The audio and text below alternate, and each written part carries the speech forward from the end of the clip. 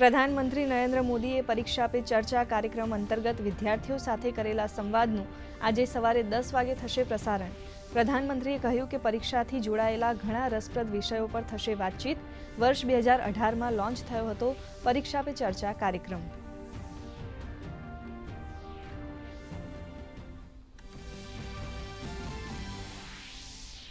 સંસદના બંને સદનોમાં private member business સહિત ઘણા વિધેયકો સૂચિબદ્ધ। લોકસભામાં થશે કેન્દ્રીય બજેટ 2026-27 પર ચર્ચા, તો ગઈકાલે સંસદના બંને ગૃહોમાં રાષ્ટ્રપતિના અભિભાષણ પર ધન્યવાદ પ્રસ્તાવ થયો હતો મંજૂર।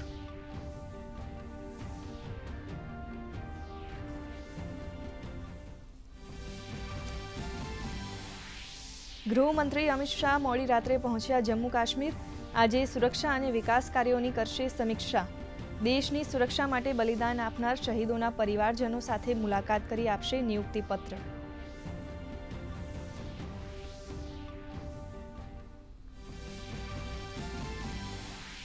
મેઘાલયના ઈસ્ટ જેન્તિયા હિલ્સમાં કોલસાની ખાણમાં ધડાકાથી 18 શ્રમિકોના મોત।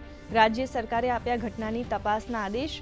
પ્રધાનમંત્રી રાષ્ટ્રીય રાહત ફંડમાંથી દરેક મૃતકના પરિવારજનોને અપાશે 2 લાખ રૂપિયા।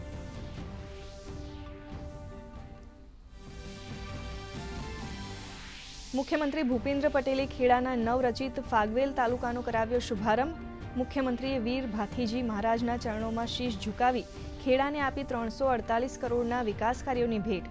મુખ્યમંત્રીએ કહ્યું 2002માં તત્કાલીન મુખ્યમંત્રી નરેન્દ્ર મોદીએ ફાગવેલથી કરાવ્યો હતો ગુજરાત ગૌરવ યાત્રાનો પ્રારંભ।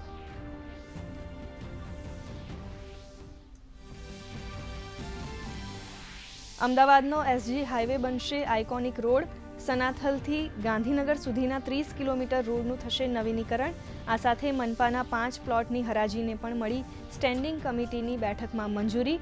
તો નગર પ્રાથમિક શિક્ષણ સમિતિની શાળાઓના 1.72 લાખ વિદ્યાર્થીઓને કરાશે બૂટનું વિતરણ।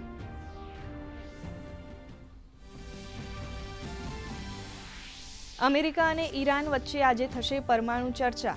મસ્કત પહોંચ્યા બંને દેશોના પ્રતિનિધિમંડળ। ઈરાન ફક્ત પરમાણુ મુદ્દે જ વાતચીત કરવા અડગ। અમેરિકાને ચર્ચામાં ઉઠાવવો છે ઈરાનના મિસાઇલ પ્રોગ્રામનો મુદ્દો।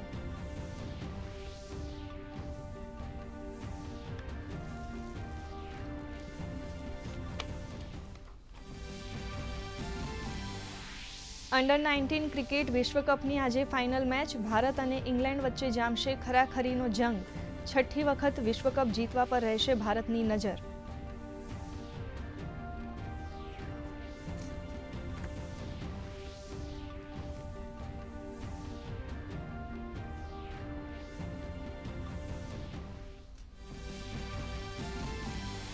આરસીબીની ટીમ બીજી વખત બની મહિલા પ્રીમિયર લીગની ચેમ્પિયન।